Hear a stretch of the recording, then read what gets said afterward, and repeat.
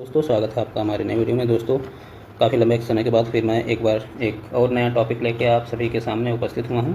और दोस्तों जो आज का हमारा टॉपिक है यह बहुत ही ज़्यादा महत्वपूर्ण है, क्योंकि हर बार परीक्षाओं में इससे रिलेटेड क्वेश्चन देखने को जरूर मिलते हैं। और यह एक ऐसा टॉपिक है जिस पर बच्चे ज़्यादा फोकस नहीं करते हैं, और वह अगर इसमें से प्रश्न पूछता है तो उसका जवाब नहीं दे सकते हैं।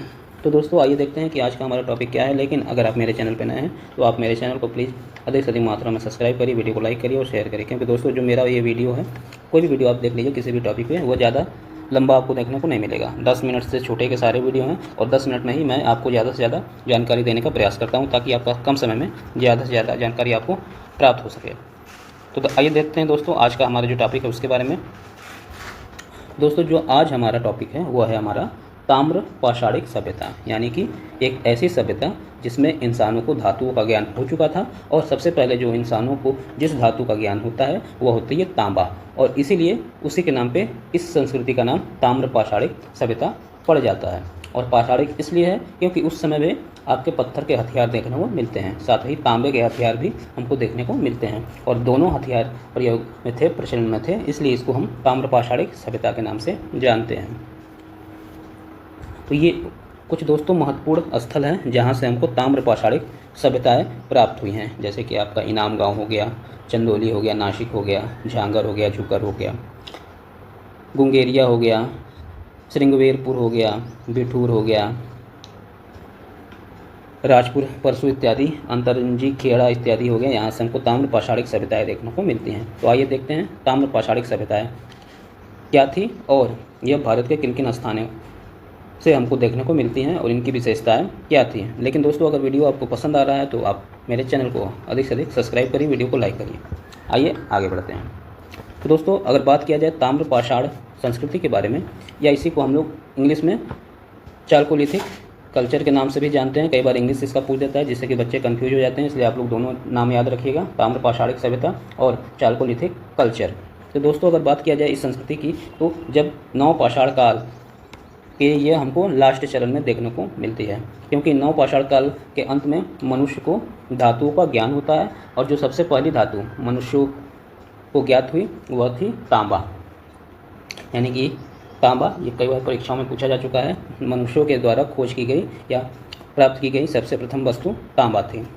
और तांबे के हथियारों के साथ साथ पत्थर के हथियार का भी प्रयोग इस समय होता था, इसलिए इस संस्कृति का नाम ताम्र पाषाणिक सभ्यता पड़ गया। और इसके बारे में हमको और जानकारी कई बार ये दोस्तों पुस्तक पूछी जा चुकी है, जो कि बहुत ही महत्वपूर्ण है। बीजी चाइल्ड की पुस्तक व्हाट हैपेंड इन हिस्ट्री के माध्यम से हमको देखने को मिलती है। और अगर बात किया जाए तो कुछ प्रमुख ताम्र पाषाणिक सभ्यताएं निम्न हैं। दोस्तों ये कुछ ही बहुत ही महत्वपूर्ण ताम्र पाषाणिक सभ्यताएं हैं, जिसके बारे में इस वीडियो में तो मैं खाली आपको जानकारी दूंगा, लेकिन इन सभी टॉपिक पे मैं अलग से वीडियो लेके आऊँगा, क्योंकि ये सारे टॉपिक बहुत ही ज़्यादा महत्वपूर्ण हैं और अधिकतर कई बार परीक्षाओं में इससे रिलेटेड क्वेश्चन आते हैं। इसमें मैंने इसके बारे में डिटेल में नहीं बताया, जिससे कि वीडियो बहुत ज़्यादा लंबी हो जाएगी।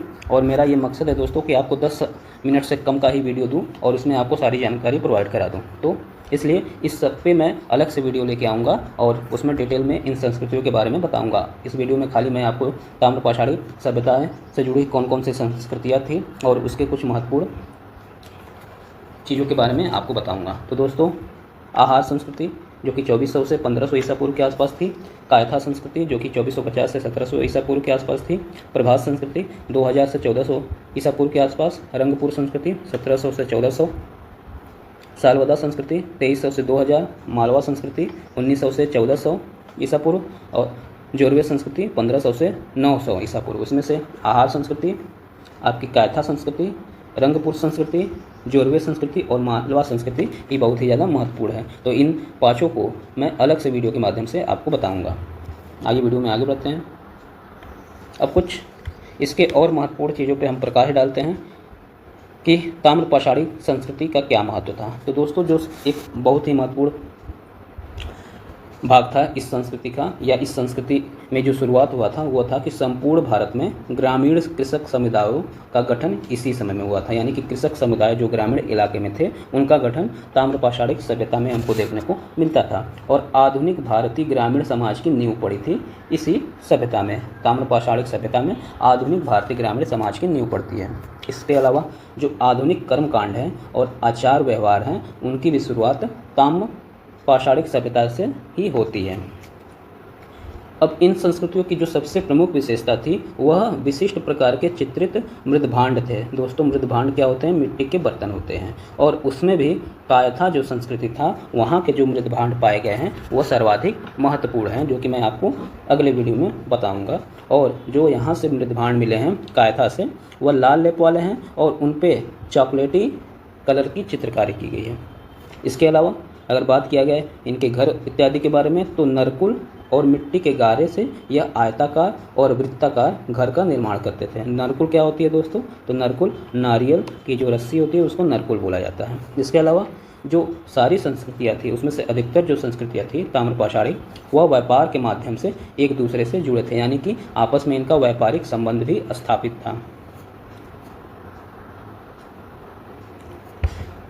कुछ अन्य महत्वपूर्ण चीज़ों पे बात कर लिया जाए तो इस समय यद्यपि सोने के आभूषणों का प्रचलन तो नहीं था, लेकिन फिर भी जारवे संस्कृति जो हमारी थी, यानी जो महाराष्ट्र में ये है जारवे संस्कृति, यहाँ से हमको सोने के आभूषण देखने को मिलते हैं। इसके अलावा गेहूँ और जौ मालवा क्षेत्र से प्राप्त हुए हैं। चावल इनाम गाँव और आहार संस्कृति से देखने को मिलते हैं। इनाम गांव भी दोस्तों आपका महाराष्ट्र में है और आहार संस्कृति आपका राजस्थान से संबंधित है।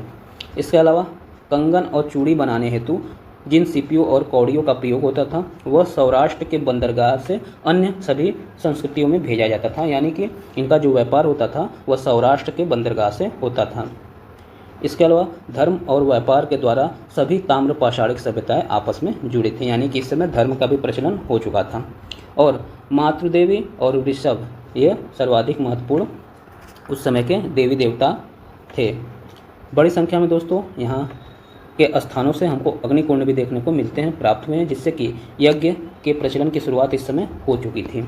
इसके अलावा इस समय के लोग ने कृषि और धातुओं की प्रौद्योगिकी में पर्याप्त प्रगति कर ली थी, यानी कि कृषि और धातु प्रौद्योगिकी बहुत ही उन्नत किस्म में इस समय आ चुकी थी। तो दोस्तों ये थे कुछ महत्वपूर्ण चीज़ें ताम्रपाषाणिक सभ्यता के बारे में।